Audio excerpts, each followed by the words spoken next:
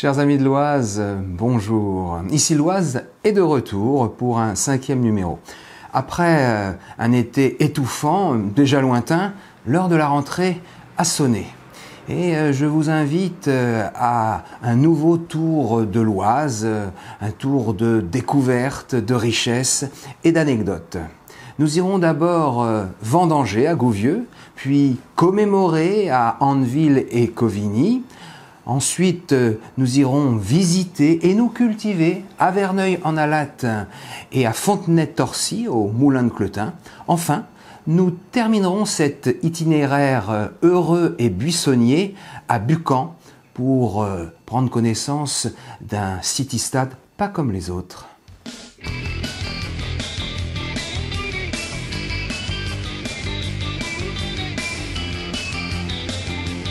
Parmi les richesses que nous offre la France, il y a ces produits du terroir, ces trésors culinaires et gastronomiques, notamment les vins, Bourgogne, Bordeaux, Champagne, Cognac, et aussi quelques vins de l'Oise. Alors, ils ne s'exportent pas, on les boit chez nous. Ils viennent de Gerberoy, de Clairoy, de Saint-Leu, de Montataire et de Gouvieux, où la vendange a eu lieu voici quelques jours. Ici, l'Oise y était.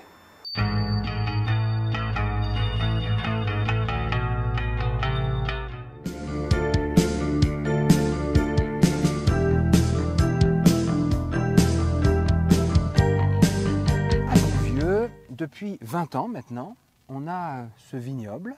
Il a un nom particulier? C'est le vignoble des vignerons de Gouvieux. Vignoble des vignerons de Gouvieux. Donc en 2002, on plante combien de cèpes? On plante 2000 pieds de chardonnay. 2000 pieds de chardonnay. Voilà. Et ensuite, ça a été complété, je crois. Alors, 2012, 500 pieds de pinot noir, ce qui nous fait actuellement donc 2500 pieds au total. Bon. Donc avec une vigne, et les chardonnays ont 20 ans, donc c'est un anniversaire à fêter dignement.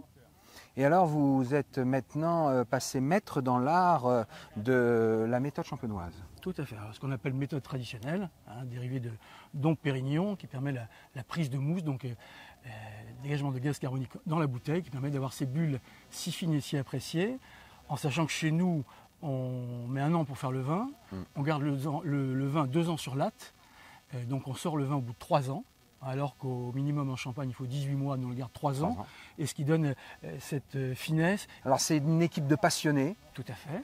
Bon, c'est un travail qui ne se passe pas que au mois de septembre. Tout à fait. Toute l'année du travail, on commence au mois de mars avec la taille, après il y a tout le travail préparatoire. On suit effectivement de près les gelées du mois d'avril et du mois de mai avec toujours l'appréhension. Un petit peu quand même au mois d'avril.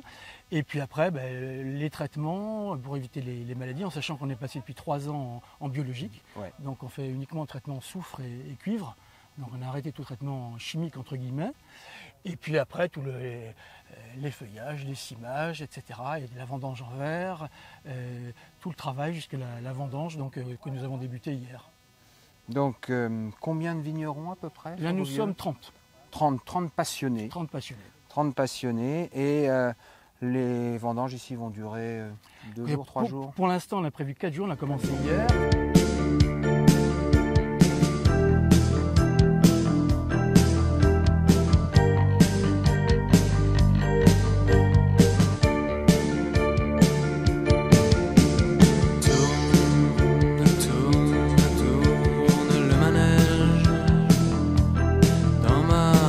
Bel état sanitaire, bonne qualité de sucre. On va goûter ça. Voilà, ils sont bien sucrés. Ah oui. Ah bah oui. Ils sont délicieux. Combien de kilos de raisin en moyenne? En moyenne, on va dire à peu près 2 tonnes. 2 tonnes, qui donneront combien de litres à terme? À peu près 2000 litres. 2000 litres. En gros, il faut compter 1 kilo et 1 litre par pied. 1 litre par pied. Jadis, il y avait des vignes un peu partout. Il y a des rues des caves dans beaucoup de... Le vignoble d'Île-de-France était le plus grand de France. Alors, à l'époque, le vin ne se transportait pas. Oui. Déjà, donc on cultivait sur place. Pour le boire sur place. Ce n'était pas forcément toujours un vin d'une qualité remarquable. Nous sommes d'accord. C'est une des originalités de Gouvieux, c'est pas la seule. Un jour à Dorking, à côté de Londres, en jumelage, et à Dorking, il y a un vignoble le plus grand d'Angleterre, 150 hectares. Ah oui. Et je reviens en me disant, alors je bois du vin là-bas, je goûte, le vin blanc convenable, le vin rouge abominable. Mais vraiment, il ne fait pas. Il faut vomir. Et en revenant, je me dis, bon, si le vin blanc, on va dire, admettons qu'on On doit pouvoir faire aussi bien qu'eux. On doit pouvoir faire mieux. En fait, vous êtes une association d'épicuriens. Exactement, exactement. Où la convivialité règne en maître. Primum au vin, c'est la convivialité. On se retrouve autour du vin. On a le même goût. Ouais. Le vin, c'est très rassembleur. Ça, c'est une belle phrase. Il n'y a pas beaucoup d'associations qui rassemblent autant de diversité que l'association de vignerons.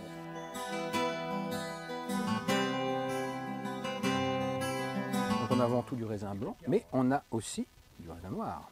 Le pinot noir. Le pinot noir. Alors, il faut savoir que les deux cépages, ce sont les deux cépages qu'on retrouve en Bourgogne, le chardonnay et le pinot noir, donc les mêmes cépages qu'en Bourgogne, et les mêmes cépages qu'en Champagne.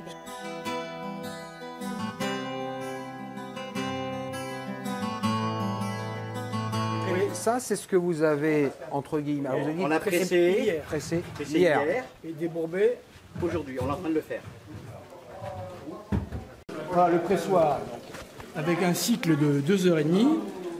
On met combien de kilos là? Là, on met 250 kilos. Ah ouais. Hein, et la membrane vient presser, il y a des cycles, elle presse, elle dépresse, elle represse. Il y a 2 heures de cycle de pression progressive et après une demi-heure terminée avec un pressage plus intense qui donne un jus un peu moins noble qu'on appelle l'état et qu'on garde de côté, et avec lequel on mélange du rouge et on fait le rosé. Le rosé méthode traditionnelle. Il va me montrer le truc et puis ensuite on redescend.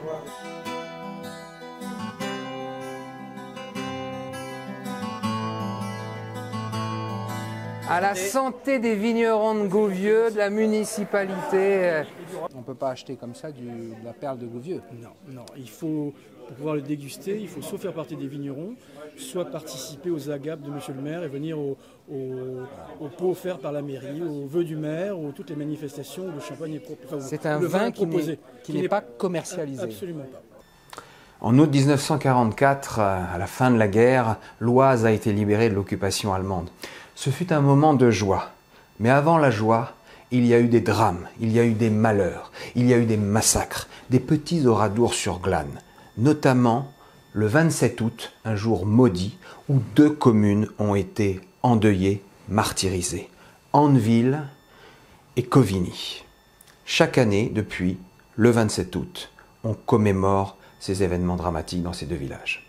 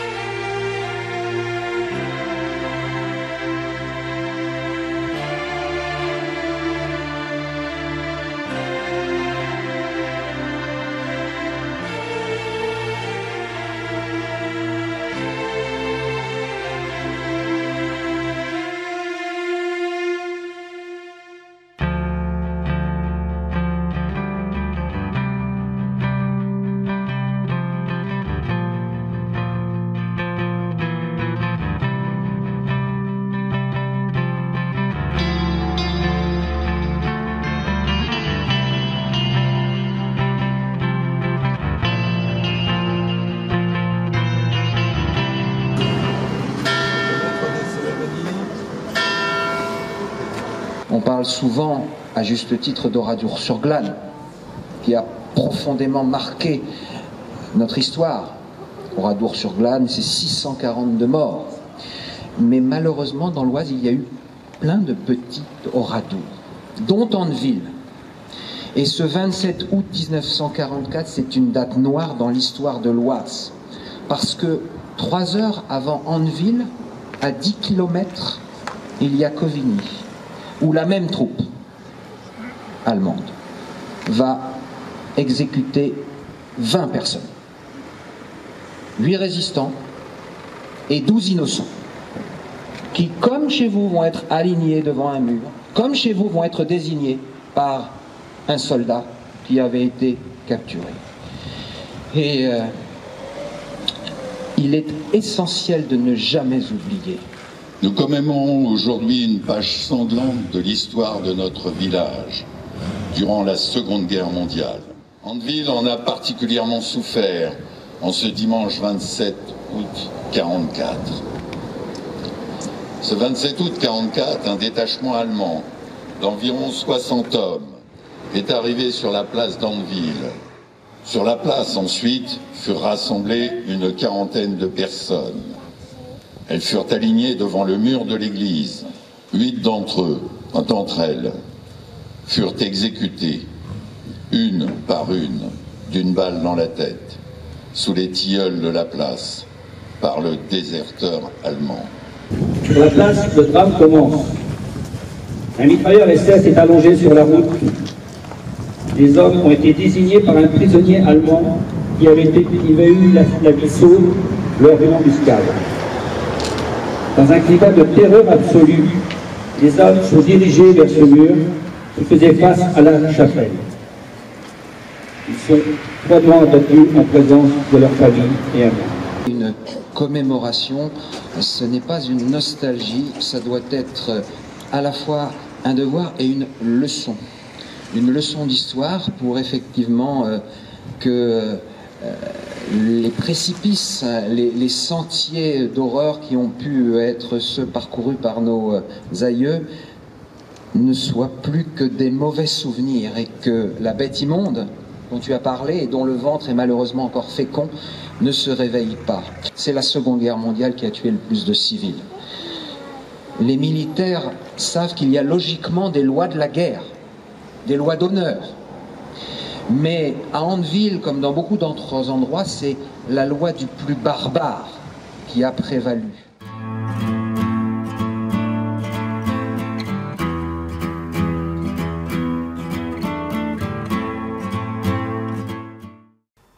Depuis la préhistoire, l'homme a toujours cherché à laisser sa trace, une trace de son passage, en gravant notamment sur les murs des cavernes. Depuis, il a gravé un petit peu partout. Des témoignages souvent émouvants.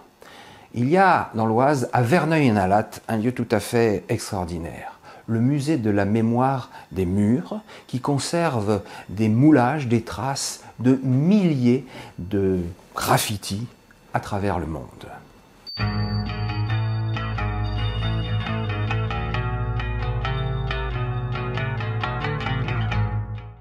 Nous sommes aujourd'hui à Verneuil-en-Alate, au bord de l'Oise. Verneuil-en-Alate qui a une histoire tout à fait extraordinaire. Il y avait un château merveilleux à Verneuil-en-Alate. Et aujourd'hui à Verneuil, il n'y a plus de château. Il y a le manoir de Salomon de Brosse, mais il y a aussi et surtout un musée unique en Europe. Philippe Kellner, monsieur le maire, raconte-nous ce que tu Monsieur le sénateur, mon cher Olivier, en effet, comme tu le précises, on a une perle ici à Verneuil. Un musée européen des graffitis. Ce premier musée qui va prendre ensuite le nom de Mémoire des murs.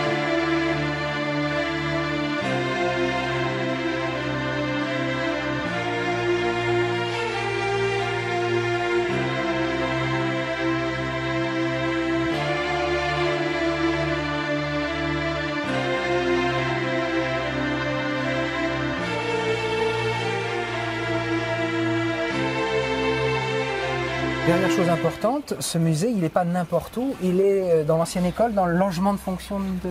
Eh oui. Ça c'est encore aussi étonnant. On a créé un musée dans l'ancien logement du directeur d'école. À cette époque, le directeur d'école était l'un des notables de la commune et bien entendu, il possédait un logement de luxe.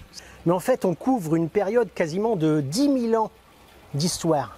Ça passe du néolithique jusqu'au XXe siècle. Les premiers graffitis datent évidemment de la préhistoire, à l'époque où on a fait des peintures rupestres sur les murs, mais où des hommes ont aussi gravé, avant tout des scènes de chasse, des scènes où on voit beaucoup d'animaux.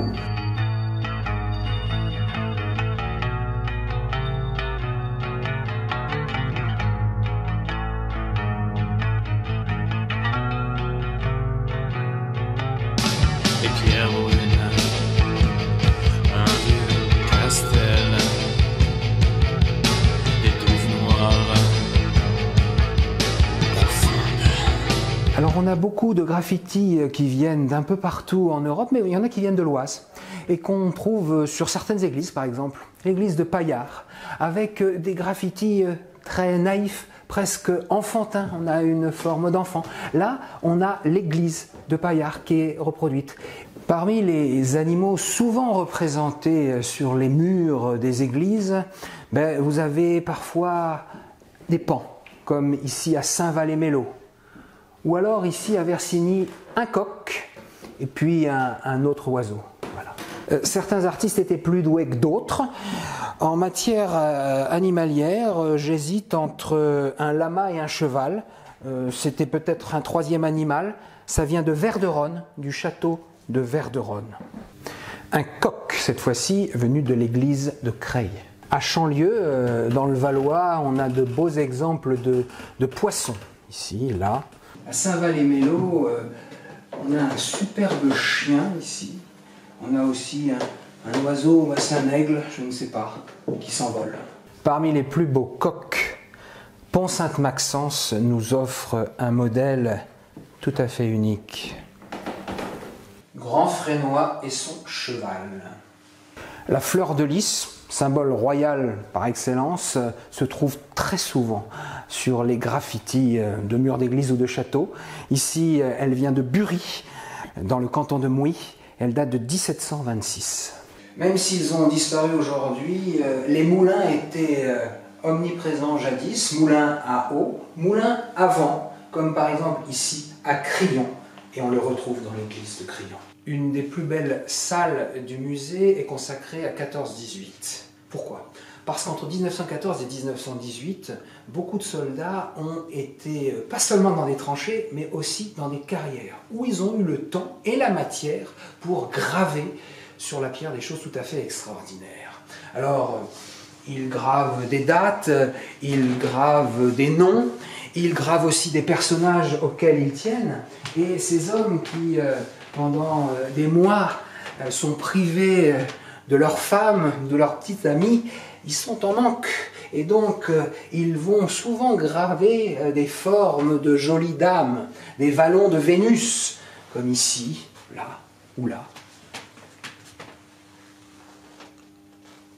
Ces soldats, ils n'étaient pas que français. Il y avait des Allemands, il y avait des Anglais, il y avait des Américains. Et donc, on a la marque de l'Amérique présente ici à travers cette coiffe de chef indien. Marianne est aussi présente, avec cette grappe de raisin. Ce soldat n'était-il pas un artiste ? Plusieurs des carrières où ont été gravés ces graffitis se trouvent dans l'Oise, comme par exemple la carrière de Montigny à Machemont, dans le pays des sources. N'hésitez pas à aller la voir, elle se visite. Peut-être est-ce un fantôme qui nous sourit ?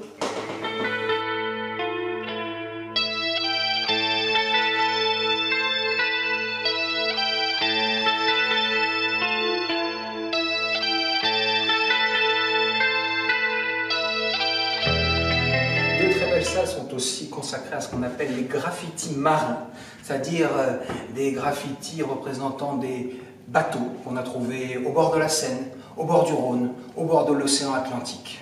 Pour graver, pour faire un graffiti, il suffisait d'un clou, d'un peu de talent, de beaucoup de force et surtout de beaucoup de patience. Parmi les pièces les plus étonnantes, il y a ce graffiti de Victor Hugo qui vient d'une des tours du château de Gisors. Victor Hugo était un grand connaisseur de la France du Moyen-Âge, un grand visiteur, il a laissé sa trace.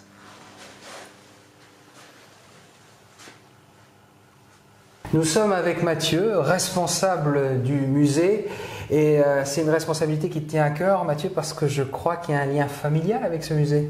Tout à fait, monsieur le sénateur. C'est mon grand-père, donc Serge Ramon, qui a fondé le musée en 1987. Donc il est devenu communal en l'an 2000. Alors sa passion, ou plutôt on va dire son virus, parce que c'est un virus, hein. Ici on compte 3500 graffitis. Donc ce sont des moulages en plâtre, mais des reproductions de scolum laissés sur les murs. C'est une passion qui est arrivée vers les années début des années 70 à peu près. Et alors, il passait ses week-ends à aller fouiller, où on l'appelait pour lui dire « Chez nous, il y a de beaux graffitis » et il allait faire ses moulages. Alors il passait ses week-ends, ses congés, et puis dès qu'il a pris la retraite, en fait, il passait son temps à ça. Alors ce qui est extraordinaire ici, c'est que non seulement on fait le tour de l'Oise, parce qu'il y a des graffitis qui viennent de toute l'Oise, on fait le tour de la France, mais on fait presque aussi le tour de l'Europe, puisqu'on peut aller de la Suède jusqu'en Allemagne, un petit peu partout. Il y a de la géographie aussi. Oui, alors il a fait effectivement toute la France, il a fait une partie du Danemark, de la Suède et de l'Angleterre. Et de l'Angleterre. Voilà. Et l'Oise est très présente aussi.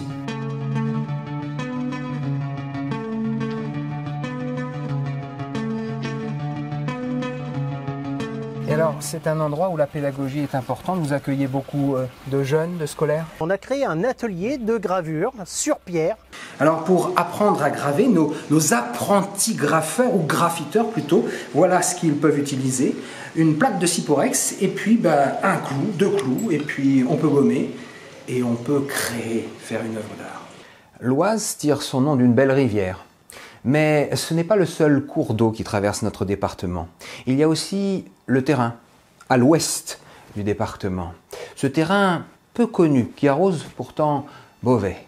Et au cœur de cette vallée du Thérin, il y a un endroit tout à fait unique, le moulin de Clotin à Fontenay-Torcy, où un passionné de la vie d'hier, Alain Bouteleux, a créé un conservatoire de la vie rurale unique, extraordinaire, magique, pour plonger dans la vie et les travaux de nos ancêtres du XVIe siècle jusqu'à aujourd'hui. Ici, l'Oise y a rendu visite.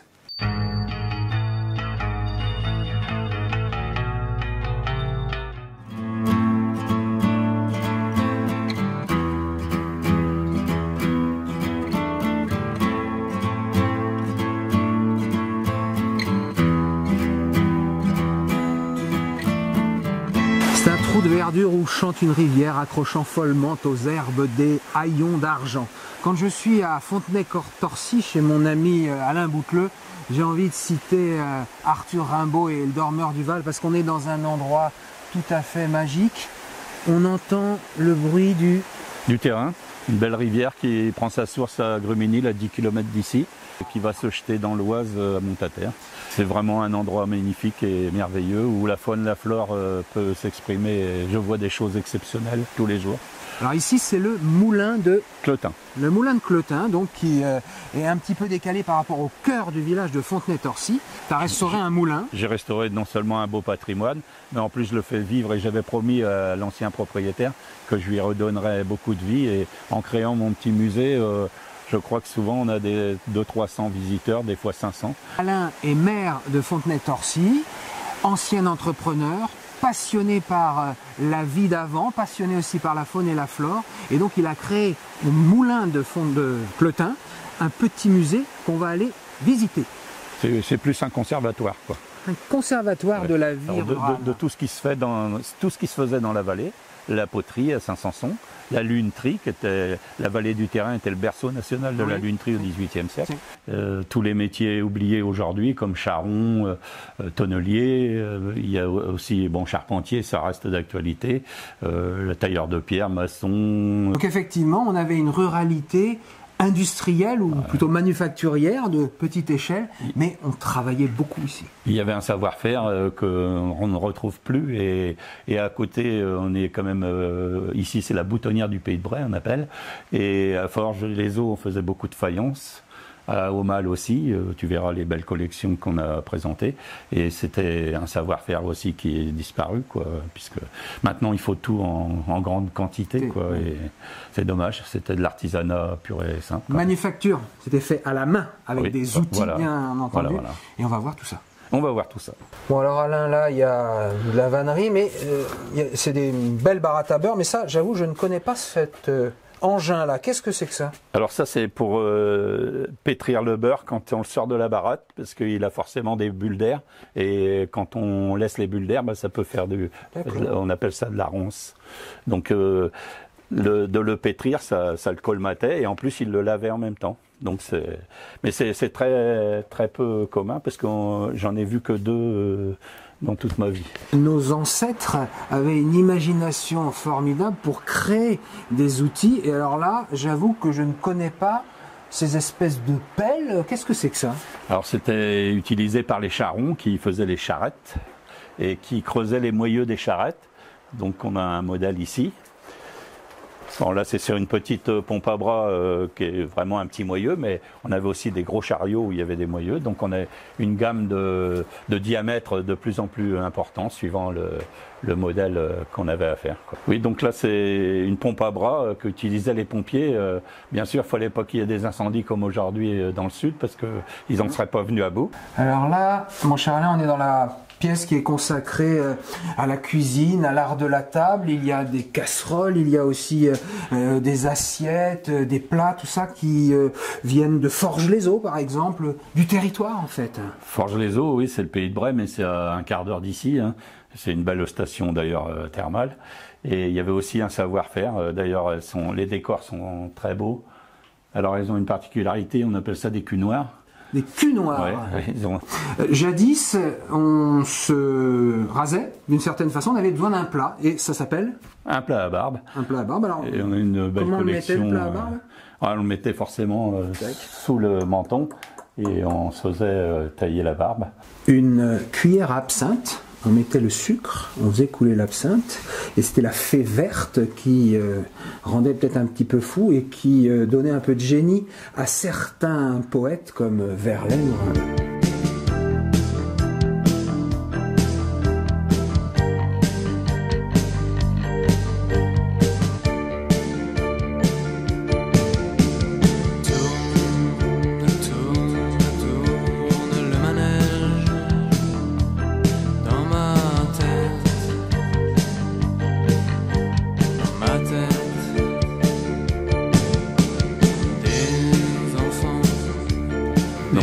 Le coin du fromage avec donc Charles Gervais qui était un local. Gournay-en-Bray, hein, ça existe toujours. Hein. Petit Suisse. Prothèse pour un cheval. Ah, une prothèse pour un cheval. Sûrement qu'il avait un ongle défectueux. Donc ça, c'était pour se protéger des chardons. Ouais, ça s'appelle une soque. Alors là, il manque la languette en cuir, il faudrait que j'en remette une. C'est une surchaussure, si tu veux, que les nobles mettaient pour aller visiter leurs paysans. Ah oui. Donc pour pas marcher dans pour la pas boue. marcher dans la merde, entre guillemets. Qu'est-ce que c'est que ça? C'est pour faire? C'est pour faire des tuiles de fêtage, parce qu'il y avait pas mal de tuileries dans notre vallée. Et donc, ils avaient un moule à tuiles ou à briques parfois. Mais pour faire les fêtages, il fallait un galbe bien particulier. Alors, on le sait pas, on le sait peu, mais la vallée du Terrain était un des berceaux de la lunette. Ah oui, tout à fait. Et il y a des familles tout entières qui ont consacré toute leur vie à partir du XVIe siècle. Et il faut savoir que la vallée du Terrain était tous les petits moulins ont été convertis en usines d'optique. Et donc on voit à Fontenay-Torcy en 1861, il y avait 24 frotteurs de verre et 5 frotteurs de miroirs. On faisait aussi de l'optique pour les lunettes forcément, les appareils photo, les appareils de mesure et tout ça. Ouais. Alors il faut savoir aussi que le verre à l'état pur, c'est ça quoi. Quand il a été fondu dans des creusets qui étaient faits à Saint-Sanson, et après il fallait le polir. Et la force hydraulique du terrain permettait justement, et c'est pas un hasard si on est devenu le berceau national, c'est parce qu'il y avait le terrain, il y avait la poterie pour faire les creusets, il y avait ça pour aussi la main d'œuvre peut-être aussi pas trop chère et qui était disponible en période d'hiver pour frotter le verre, quoi. Alors ça, mon cher Alain, c'est un drageoir qui était offert souvent à l'occasion des communions ou des baptêmes. Alors jadis il n'y avait pas de chauffage partout, mais la nuit on ne voulait pas avoir trop froid dans le lit, alors il y avait des chaufferettes, on mettait de la cendre dedans. De la braise, pas de la cendre. Hein. La brique qu'on mettait dans le four du poêle, qui servait à faire la cuisine, mais aussi à chauffer l'eau. On avait une fontaine. Voilà. Et peut-être on y reviendra parce que c'était multi-usage. Là aussi, c'était une bouillotte qu'on remplissait d'eau chaude et qu'on mettait. Bon, ça durait un certain temps. Mais la bouillotte de jadis. Quand on se couchait, on avait moins froid. Et alors ça aussi, ça servait à chauffer le lit. Alors là, on a une chaufferette où on mettait de la braise. Et le moine, on appelle ça un moine, qu'on glissait entre les deux draps. Et c'était aussi pour ne pas qu'il y ait d'incendie, parce que la braise au contact des draps, ça pouvait être risqué. Et une autre bouillotte de jadis. Oui, ça c'était une terre cuite qu'on remplissait d'eau chaude et qu'on mettait aussi peut-être dans le four du poêle pour chauffer la terre déjà, un bouchon et puis de temps en temps. Ça vient de Saint-Sanson, ça. Je pense que ça, celle-là, elle vient de Saint-Sanson, oui. Ah, il y a aussi les bassinoires qui sont accrochés au mur et qu'on remplissait de braise et qu'on passait sur les lits. Récitation française à l'école, et je l'ouvre à la page de la chanson du proscrit Victor Hugo. On apprenait de belles choses. Parmi les phrases de morale qu'on apprenait à l'école et sur lesquelles on réfléchissait, il y en a une qui te plaît beaucoup, Alain. Oui, tout ce qu'on partage fleurit, tout ce qu'on garde pour soi moisit. Parmi les jeux de nos petits d'il y a un siècle, il y avait le jeu des bouteilles. On va jouer, est-ce qu'on va gagner? Non, on ne va pas gagner. Contrairement aux apparences, ce n'est pas un corps de chasse. C'est quelque chose qui pouvait servir à un paysan ou à un vétérinaire. Explique-nous alors. Oui, les vétérinaires étaient appelés des fois parce que les vaches ou les veaux avaient avalé une pomme ou autre, donc ils les intubaient, ils leur mettaient ça dans l'œsophage, quoi. Oui. Et puis après ils versaient un liquide pour que ça facilite la dissolution. La pomme. Voilà. Après avoir terminé la visite du moulin de Clotin, vous ne pouvez pas quitter Fontenay-Torcy sans être monté sur les hauteurs pour avoir cette vue tout à fait merveilleuse du pays de Bray et de la vallée du Terrain qui serpente, le petit terrain là. Et donc tu as aménagé, Alain, il y a quelques semaines, une très belle aire de pique-nique. Oui, ici. Grâce à la région Hauts-de-France qui a fait un plan 1 million d'arbres.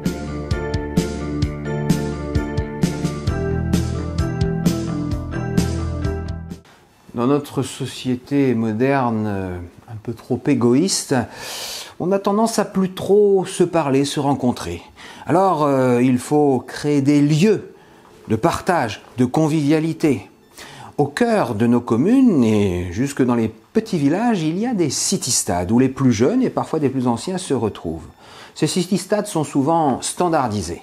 Mais il y en a un tout à fait original que je vous propose de découvrir. Il se situe à Buchan, au cœur de l'Oise picarde, dans l'ancien canton de Froissy.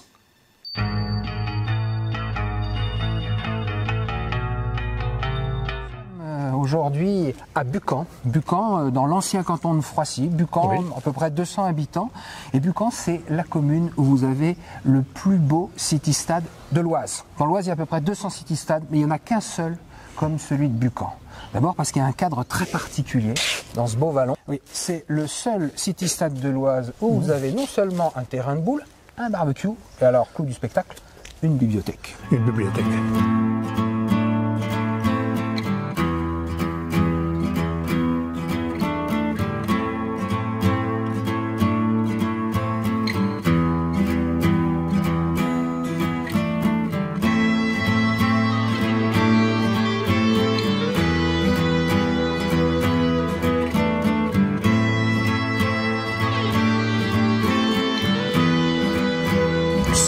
Presque 10 ans de travail entre le moment où tu as eu l'idée et où on a pu inaugurer. Oh oui, à peu près une dizaine d'années.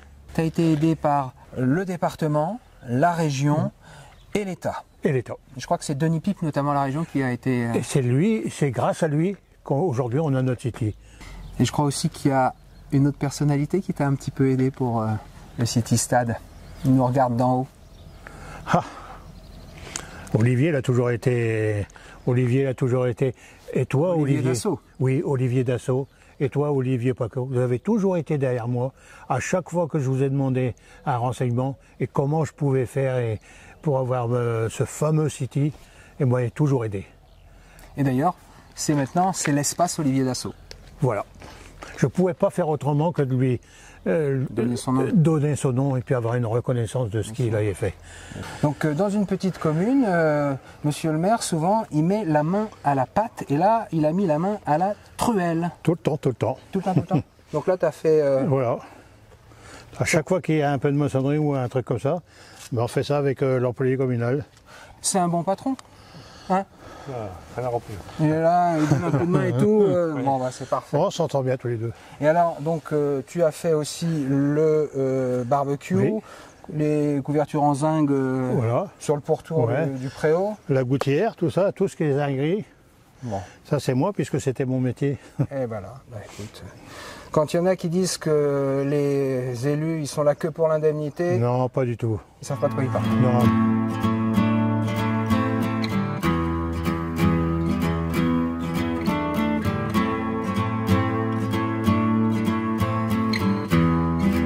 Le City-Stade de Buchan est le seul de l'Oise à être doté d'un abri, avec une table pour pique-niquer par exemple, ou pour le goûter, et puis cette fameuse bibliothèque.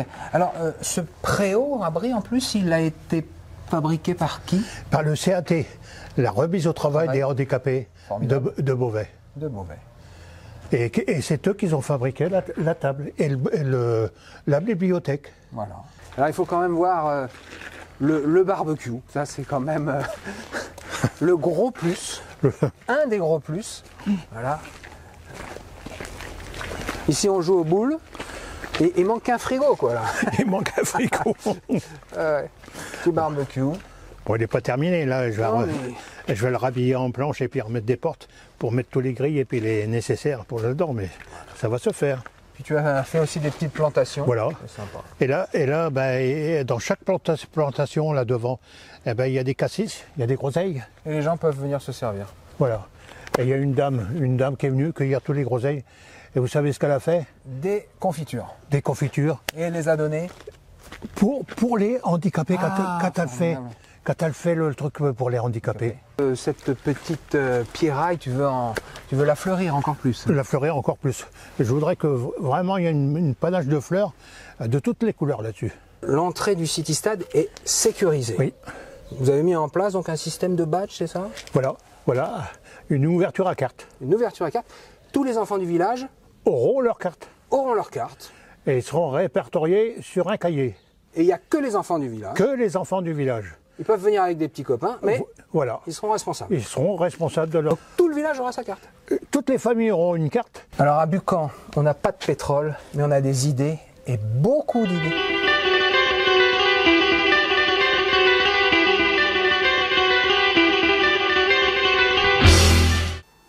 Voilà, c'est déjà fini. Entre la gaieté des bulles, des perles de Gouvieux et la tristesse de Covigny et d'Anneville, nous avons passé un bon moment ensemble. Rendez-vous le mois prochain pour un nouveau numéro d'Ici l'Oise. Et d'ici là, n'oubliez pas, vive l'Oise!